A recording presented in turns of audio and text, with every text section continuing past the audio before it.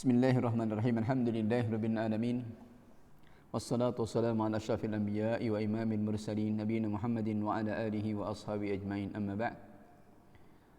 Melanjutkan pembahasan kita masih berkaitan dengan amar ma'ruf nahi munkar dan lanjutannya berkaitan dengan kisah-kisah para salaf dengan penguasa-penguasa mereka di masa mereka, bagaimana apa yang mereka tegakkan dalam amar ma'ruf nahi munkar ini yang memang keadaannya berbeda. Seperti kemarin sudah kita singgung, sudah disinggung oleh Ibnu Qudamah rahimahullahu taala dalam risalah ini.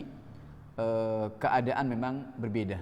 Penguasa hari ini itu berbeda, yang penguasa hari ini di masa beliau, ya, masa beliau, apalagi masa kita sekarang ini, ya, dengan para penguasa di masa para salaf, di generasi yang mufaddal, generasi yang mulia. Maka ini sebagai pelajaran bagi kita, betapa mereka para penguasa adalah demikian dekatnya dengan rakyat, dan juga betapa mereka itu adalah menjadikan apa yang dikuasakan oleh Allah Subhanahu wa taala pada mereka adalah untuk meraih akhiratnya, dan betapa mereka juga masih mencintai kepada para ulama. Dan ini juga menunjukkan kedekatan mereka kepada para ulama. Tapi bukan berarti kemudian para ulama yang mendekat kepada penguasa itu tidak, sampai mereka bisa tegas. Para ulama itu bisa tegas untuk menegakkan amar ma'ruf dan nahi munkar di hadapan mereka. Makanya kita lihat kisah berikutnya yang dibawakan oleh mu'allif rahimahullahu taala, bahwa seorang badui dikisahkan bahwa seorang badui menghadap kepada Sulaiman ibn Abdul Malik, Amirul Mukminin, ini khalifah ketika itu. Dan kemarin juga sudah kita bahas kisahnya Sulaiman bin Abdul Malik ini di antara pada kisah yang lain. Kemudian si badui ini mengatakan, "Ya Amirul Mukminin, sesungguhnya aku ingin bicara denganmu dengan satu pembicaraan, maka terimalah, yakni terimalah pembicaraanku ini meskipun engkau barangkali tidak menyukainya. Namun di balik itu adalah sesuatu yang engkau sukai jika engkau terima pembicaraan ini." Artinya si badui ini minta izin, saya mau bicara dengan pembicaraan yang mungkin engkau tidak suka untuk mendengarnya, tapi di balik pembicaraan ini adalah sesuatu yang engkau sukai. Maka kata Sulaiman ibn Abdul Malik rahimahullahu ta'ala mengatakan, "Qul," sampaikan. Kemudian si badui ini mengatakan, "Wahai Amirul Mukminin, sesungguhnya telah mengelilingimu itu adalah orang-orang yang mereka menggadaikan, mereka menjual duniamu itu dengan agama mereka.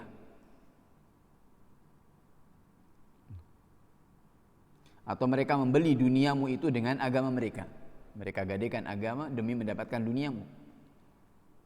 Dan mereka menjual atau mereka menginginkan ridhamu, ya, dengan kemurkaan Rabb mereka, dengan kemurkaan Allah Subhanahu wa taala. Mereka takut kepadamu. Mereka takut kepadamu karena Allah Subhanahu wa taala. Yani bukan berarti karena Allah, tapi dalam perkaranya Allah, ya. Mereka takut kepadamu dalam perkara agama. Dan mereka tidak takut kepada Allah Subhanahu wa taala dalam perkaramu. Mereka orang-orang telah merusak akhirat dan mereka memakmurkan dunia. Ini kita lihat di masa masih generasi yang mulia seperti ini, bagaimana mengerikannya. Fahum harbun lil akhirah, mereka adalah orang-orang yang memerangi akhirat. Dan mereka menyerahkan diri mereka untuk dunia, maka engkau tidak aman dengan mereka dengan apa yang Allah amanahkan kepadamu.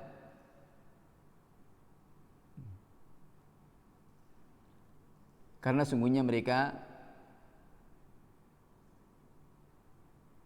tidak menyandarkan amanah itu, karena disia-siakan. Dan juga umat pun juga ditenggelamkan. Sementara engkau adalah yang akan bertanggung jawab dengan apa yang mereka lakukan. Sementara mereka tidak bisa bertanggung jawab dengan apa yang kau lakukan.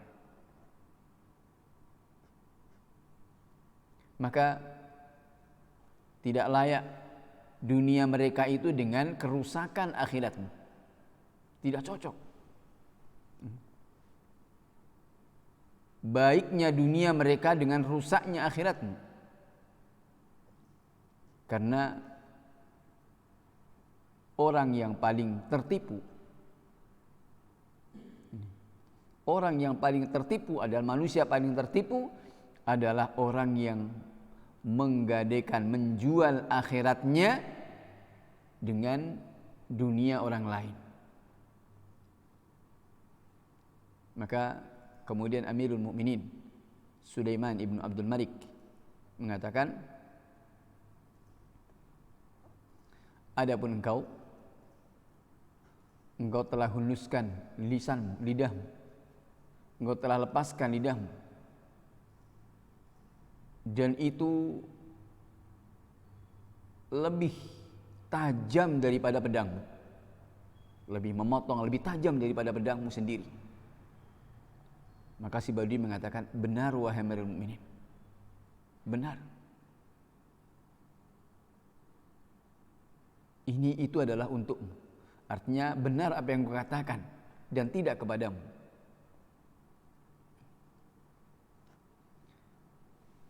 Kemudian dikatakan, apakah ada keperluan terhadap dirimu sendiri? Artinya di balik ini ada apa? Apakah ada kepentingan untuk pribadimu sendiri? Kemudian si Badui mengatakan, adapun kepentingan khusus tidak ada. Tanpa kepentingan umum tidak. Artinya saya tidak ada kepentingan pribadi. Kemudian si Badui ini pun berdiri dan keluar. Saya menyampaikan semuanya, tidak ada kepentingan diriku sendiri. Dan kemudian bangkit dan keluar. Maka kemudian Sulaiman bin Abdul Malik rahimahullahu ta'ala mengatakan, memuji kepada orang ini, betapa mulianya orang ini. Lillahi darruh, betapa mulianya orang ini, dan betapa terkumpulnya, betapa baiknya hati orang ini, dan betapa tajamnya lisan orang ini, dan juga betapa jujur niatnya, dan juga wara' pada dirinya. Demikianlah kemuliaan dan akal. Ini artinya Amirul Mukminin Sulaiman Ibn Abdul Malik rahimahullahu ta'ala menerima nasihat itu dan memuji kepada si Badui yang datang kepadanya, dan bahkan mengakui itulah yang namanya kemuliaan, dan itulah yang namanya orang berakal yang memikirkan kemaslahatan orang banyak. Dan ini nasihat seorang Badui ini kepada Amirul Mukminin. Dan kita lihat nasihat seperti ini adalah mengingatkan kepada siapa yang ada di sekitarnya. Karena terkadang yang menjadi jelek itu adalah bitanah, yani orang-orang di sekelilingnya. Karena sebagaimana sabda Nabi SAW, bahwa seseorang itu adalah dilihat kepada siapa dia berteman, siapa ada di sekelilingnya.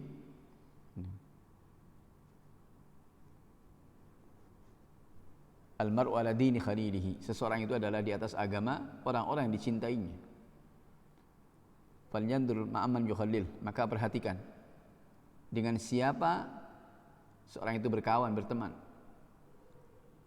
Sebagaimana juga dikatakan, 'alal mar'i la tas'al, was'al an qarinihi. Innal qarina bil qarini yaqtadi. Tentang seseorang jangan engkau tanya dia, tapi tanyakan siapa kawannya. Karena seorang kawan kepada kawannya itu akan saling mengambil teladan. Ini satu. Kemudian berikutnya, kisah yang berikutnya adalah dari Umar bin Abdul Aziz rahimahullahu ta'ala. Dan ini juga khalifah. Beliau mengatakan, Umar bin Abdul Aziz ini juga seorang muhaddits yang juga aqran, berkawan dengan Al-Imam Az-Zuhri. Orang pertama kali mengumpulkan hadis-hadis Rasulullah SAW, membukukan hadis-hadis Rasulullah SAW, Imam Zuhri. Dan ini berkawan, bahkan saling meriwayatkan satu dengan yang lain. Mudabbaj, ya, dikatakan oleh para ulama hadis adalah mudabbaj. Tapi beliau juga seorang Amirul Mukminin, seorang khalifah di masanya. Mengatakan kepada Abu Hazim juga muhaddits, Abu Hazim Ad-Dharir, tinggal di Madinah. Apa katanya? Aidni, nasihati aku. Khalifah datang kepada seorang muhaddits, minta nasihat. Aidni, ini betapa tawadhu'nya, masya Allah, ya.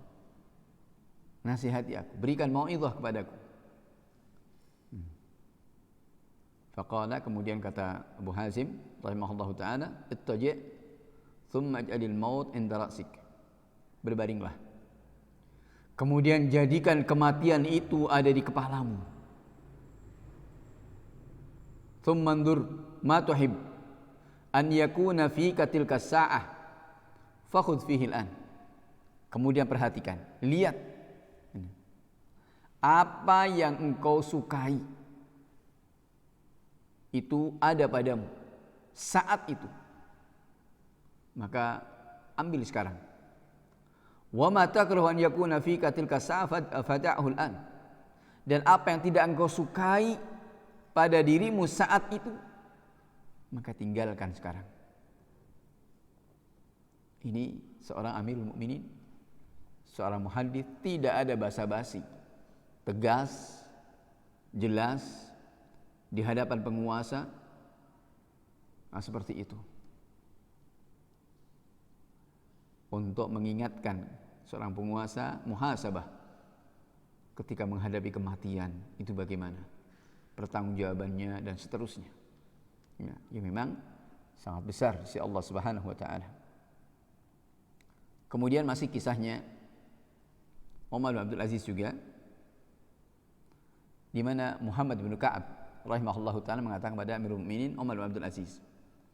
Apa katanya? Ya Amirul Mukminin, innamad dunya suqun minal aswaq. Wahai Amirul Mukminin, sesungguhnya dunia itu adalah satu pasar di antara pasar-pasar yang ada. Dari pasar itu keluarlah manusia dengan apa yang memberi manfaat, memberi madarat kepada mereka, dan juga apa-apa yang memberikan manfaat kepada mereka. Ibaratnya dunia itu adalah pasar, semua orang masuk. Kemudian keluar dari pasar itu, ada yang membawa madarat mereka atau membawa manfaat.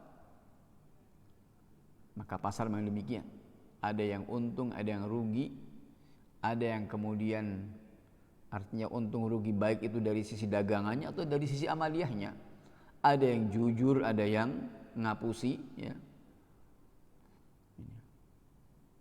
Kemudian kata beliau, kata Muhammad bin Ka'ab kepada Umar bin Abdul Aziz rahimahumullahu ta'ala jami'an, wa kam min qaumin gharrahum minha mithla alladhi asbahna fihi. Betapa banyak dari manusia, dari kaum-kaum yang mereka tertipu dari dunia ini seperti apa yang ada pada kita sekarang ini. sampai datang kematian kepada mereka. Maka dikumpulkan itu semuanya, keluar dari dunia dalam keadaan mereka mencela diri mereka, dalam keadaan dicela. Mereka tidak mengambil sedikit pun dari dunia ini dengan apa yang mereka cintai untuk akhirat mereka sebagai bekal.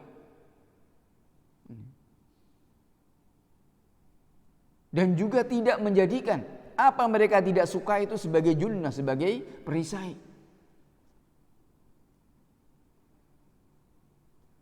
Maka kemudian mereka pun membagi apa yang telah mereka kumpulkan kepada orang-orang yang tentunya tidak akan terpuji pada mereka. Dan akhirnya mereka kembali kepada orang-orang yang tidak bisa menerima udzur atau tidak diterima udzurnya.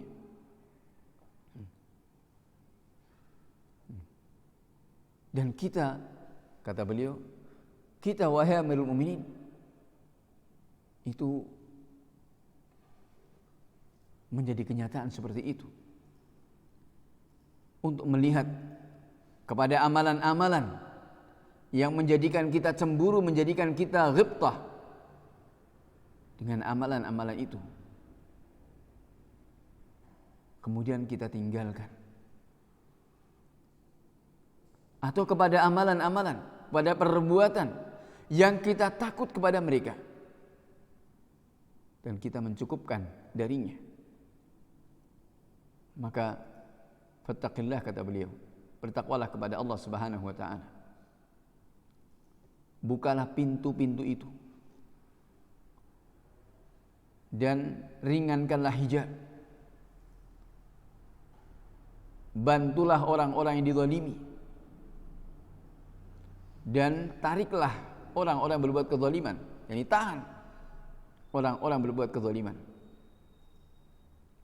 Kemudian beliau juga mengingatkan salatun man kunna fihi istakmalal iman billahi azza wajalla. Ada 3 perkara, siapa yang memiliki, yang ada padanya memiliki 3 perkara ini, sempurnalah keimanannya kepada Allah Subhanahu wa taala. Apa itu 3 perkara ini? Kata beliau, idza radiya lam yadkhulhu ridahu fil batil. Jika ridha, maka keridhaannya itu tidak memasukkannya kepada kebatilan. Wa idza ghadiba, ketika dia marah, juga kemarahannya itu tidak mengeluarkannya dari kebenaran. Meskipun marah, tetap di atas koridor yang hak. Wa idza quddira lam yatanawal ma laysa lah. Dan ketika diberikan kekuasaan, maka dia pun juga tidak mengambil yang bukan miliknya, bukan haknya. Ini kita lihat ketegasan para ulama di hadapan para penguasa. Dan itu di masa-masa dari qurun mufaddalah, generasi-generasi yang dimuliakan, yang penguasanya begitu dekatnya kepada para ulamanya. Kemudian kisah berikutnya adalah dengan Hisham bin Marwan, juga Amirul Mukminin di masanya, di mana Atha bin Abi Rabah. Atha bin Abi Rabah ini adalah muftinya Makkah, seorang tabi'in, muridnya Abdullah bin Abbas radhiyallahu ta'ala anhuma, dari madrasah Makkiyah. Dari madrasah Makkiyah, tinggal di Makkah. Muftinya Makkah di masanya, seorang mantan budak hitam dari Afrika, namun seorang alim yang mengangkat derajatnya adalah ilmunya. Ini Atha bin Abi Rabah datang kepada Hisham bin Abdul Malik, sepertinya ini Hisham bin Abdul Malik. Kemudian Hisham pun menyambutnya dengan senang dan mengatakan, apa keperluanmu wahai Abu Muhammad? Ada hajat apa wahai Muhammad? Dan ketika itu di sekeliling Hisham ini adalah asyrafan nas. Ada orang-orang, yakni tokoh-tokoh, orang-orang yang mulia, pembesar-pembesar. Mereka sedang saling berbicara ketika itu. Namun ketika Atha bin Abi Rabah masuk, mereka diam. Langsung diam.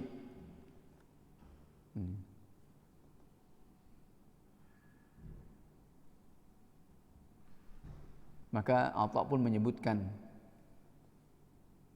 dengan rizki atau dengan kehidupan penduduk Haramain, yakni penduduk Makkah dan Madinah, dan juga apa yang mereka dapatkan dari pemberian ini. Faqala, kemudian mengatakan, na'am ya ghulam uktub li ahli Madinah wa ahli Makkah bi ata' arzaqihim. Tulislah wahai ghulam, untuk penduduk Madinah dan penduduk Makkah dengan pemberian bagian dari rizki mereka. Kemudian Hisham mengatakan, ya Aba Muhammad, hal min hajatin ghairaha? Hal min hajatin ghairaha? Ada kebutuhan yang lain? Kemudian Atha bin Abi Rabah mengatakan, iya ada. Kemudian menyebutkannya dengan Ahlul Hijaz. Hijaz juga sama, tentang penduduk Makkah dan Madinah. Dan juga penduduk Najd. Hijaz dan Najd. Najd itu kalau sekarang antara Riyadh sampai ke Taif gitu ya. Itu masuk Najd. Dan Ahlul Zuhur. Kemudian menyebutkan tentang penduduk Hijaz. Kalau Hijaz itu istilah Makkah dan Madinah, itu Hijaz. Ya. Makkah, Madinah, penduduk Najd, dan Ahlul Zuhur. Ahlul Zuhur orang-orang yang ada di tapal batas, yang tinggal di perbatasan. Maka pun juga dilakukan dengan yang sama. Sampai kemudian Atha bin Abi Rabah rahimahullahu ta'ala menyebutkan tentang keadaan Ahlu Dhimmah. Ahlu Dhimmah. Ahlu Dhimmah ini adalah orang-orang kafir yang berada dalam suaka kaum muslimin, dalam perjanjian dengan kaum muslimin, agar tidak membebani kepada mereka apa yang mereka tidak mampu untuk melakukannya. Dan itu pun dikabulkan. Kemudian mengatakan kepadanya di akhir pernyataannya, kata Hisham, masih ada kebutuhan yang lain. Artinya cerita tentang bagaimana kehidupan penduduk Makkah, Madinah, kemudian diberikan semuanya. Penduduk Najd, penduduk yang ada di tapal batas, sampai kepada Ahlu Dhimmah, semua ditunaikan ya, oleh penguasa ini. Kemudian masih bertanya lagi, masih ada keperluan yang lain? Qala na'am, iya masih ada wahai amirul mukminin. Apa katanya? Ya. Setelah apa yang diusulkannya itu dipenuhi, kemudian mengatakan ittaqillah fi nafsik. Bertakwalah kepada Allah Subhanahu wa taala terhadap dirimu. Maka sungguhnya engkau ini diciptakan sendirian. Dan engkau nanti mati juga akan sendirian. Dan juga akan dibangkitkan nanti juga dalam keadaan sendirian. Dikumpulkan di mahsyar juga dalam keadaan sendirian. Dan engkau juga akan dihisab nanti di hadapan Allah Subhanahu wa taala juga sendirian. Tidak, demi Allah, tidak akan bersamamu orang-orang yang sekarang ini ada di sekelilingmu seorang pun. Tidak ada seorang pun yang akan bersamamu orang-orang ada di sekelilingmu sekarang ini.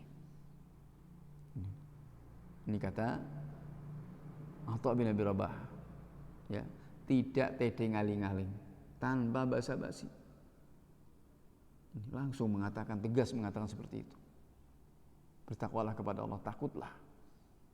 Tidak ada orang, satu orang pun yang akan membelamu dari orang-orang yang ada sekelilingmu ini. Maka langsung saat itu juga Hisham bin Abdul Malik kemudian menelungkupkan wajahnya dan menangis.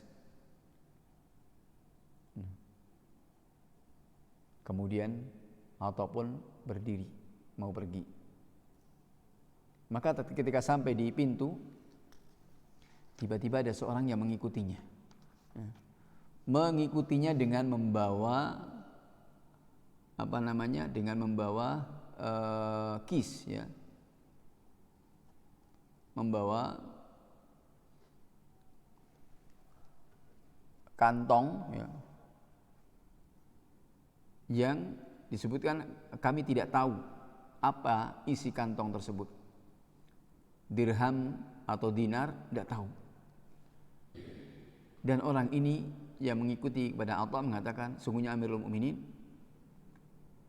telah memerintahkan untukmu mengambil ini. Namun kemudian apa kata Atha bin Abi Rabah? Membacakan satu ayat, ma as'alukum alaihi min ajr in ajriya illa ala rabbil alamin. Aku tidak minta-minta kepada kalian dengan upah. Cukuplah pahalaku, upahku itu aku tidak in ajriya illa ala rabbil alamin. Aku tidak meminta kecuali kepada Rabbul Alamin, Allah Subhanahu wa taala. Kemudian Atha bin Abi Rabah pun keluar dan kata perawi di sini mengatakan, demi Allah beliau tidak minum satu seteguk pun di hadapan mereka, seteguk atau lebih, apalagi mau mengambil upah. Nah, ini tadi pemberian itu juga tidak diberi. Jadi nasihat karena Allah Subhanahu wa taala. Maka inilah ketika itu semuanya ikhlas karena Allah Subhanahu wa taala, masya Allah, ya, akan diterima dan menjadi kebaikan. Ini kita lihat bagaimana para ulama dahulu dan juga keadaan para umara, ya. Dari ulama-ulama yang masya Allah rabbaniyin.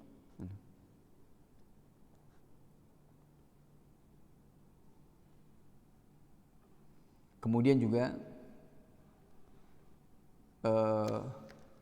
ini beliau bawakan kisah yang banyak.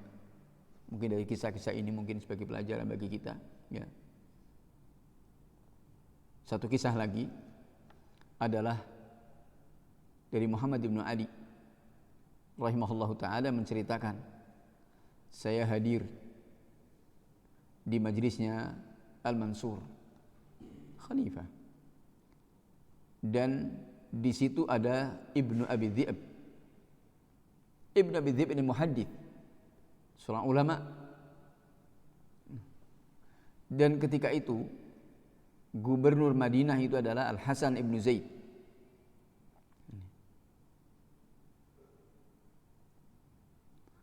Kemudian tiba-tiba datang dari kabilah Ghifar, orang-orang Ghifariyun, dikatakan Ghifariyun, mereka datang dan mengadu kepada Abu Ja'far Al-Mansur ini. Mengeluhkan, Abu Ja'far Al-Mansur ini khalifah, mengeluhkan kepada Abu Ja'far Al-Mansur sesuatu dari yang tidak mereka senangi dari perkaranya Al-Hasan ibnu Zaid, yakni gubernur Madinah. Mereka melaporkan keadaan gubernur Madinah.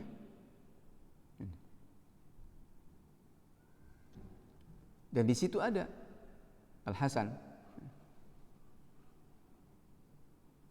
Maka Al-Hasan mengatakan, ya Amirul Mukminin,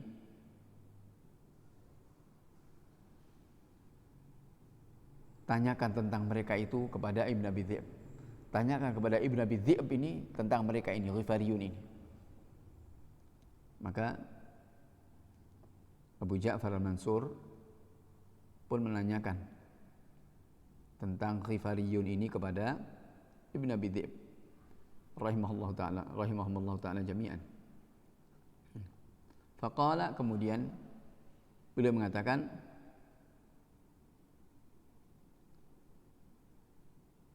aku bersaksi bahwa mereka itu adalah orang-orang yang suka mengadu pada harga diri manusia. Maka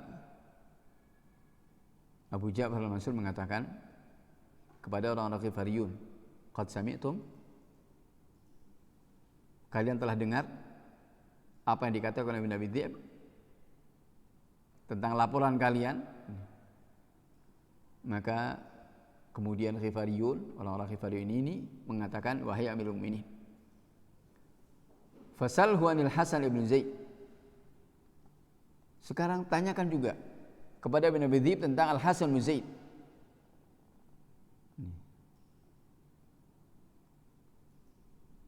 Maka Abu Ja'far al-Mansur menanyakan kepada Nabi Dhi'b tentang gubernur Madinah ini. Faqala,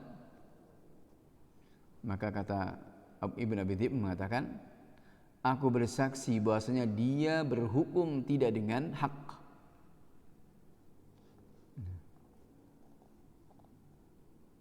Maka artinya semua disalahkan. Ghifariyun disalahkan, gubernur ini ya, gubernurnya disalahkan oleh Nabi Dhi'b di hadapan khalifahnya. Kemudian kata Abu Ja'far Mansur mengatakan kepada Hasan, telah engkau dengar wahai Hasan? Qala, kemudian Al-Hasan pun balik bertanya, ya Amirul Mukminin, salhu an nafsik, tanyakan kepada Nabi Dhi'b ini tentang dirimu sendiri. Tentang dirimu sendiri. Subhanallah, ini berat. Coba kalau sekarang seorang alim di hadapan penguasa untuk mengatakan seperti itu, subhanallah, berat. Ini betapa beratnya para ulama untuk menyampaikan hak ya, di hadapan para penguasa. Maka kata Abu Ja'far al-Mansur mengatakan, bertanya kepada Ibn Abi Dhi'b, sekarang apa yang engkau katakan tentang diriku? Qala,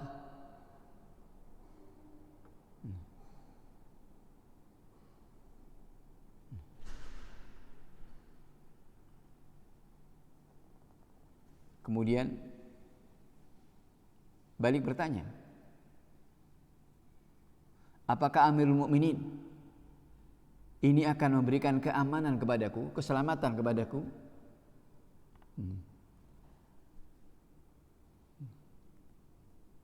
Maka kemudian mengatakan, demi Allah, engkau kabarkan itu tentang aku. Kata Amirul Mukminin mengatakan seperti itu. Demi Allah, kabarkan saja, kabarkan tentang diriku. Maka Ibn Abi Dhi'b pun mengatakan, aku bersaksi bahasanya engkau telah mengambil harta ini dengan tanpa hak, dan engkau telah berikan harta ini kepada yang bukan ahlinya.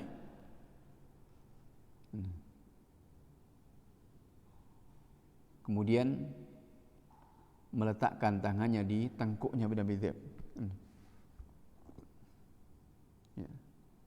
Ibn Abi Dhi'b, Abu Ja'far al-Mansur kemudian meletakkan tangannya di tengkuknya Ibn Abi Dhi'b dan kemudian mengatakan padanya, demi Allah, laula ana la akhadtu abna'a Faris wal Rum wad Dailam wat Turk bihadzal makan mink.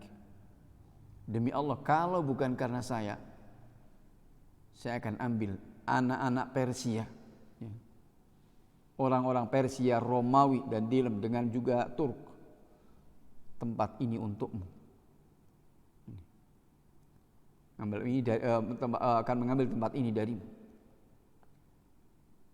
Kemudian Ibn Abi Dhi'b mengatakan, sungguh Abu Bakar dan Umar radhiyallahu ta'ala anhuma telah berkuasa dan keduanya mengambilnya dengan hak, dan keduanya juga telah membagi dengan rata, dengan adil.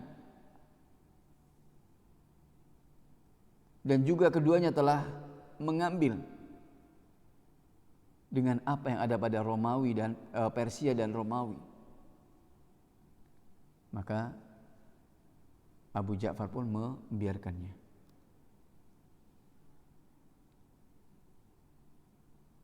Melepaskannya dan kemudian mengatakan, wallahi laula anni a'lamu annaka sadiqun laqataltuk.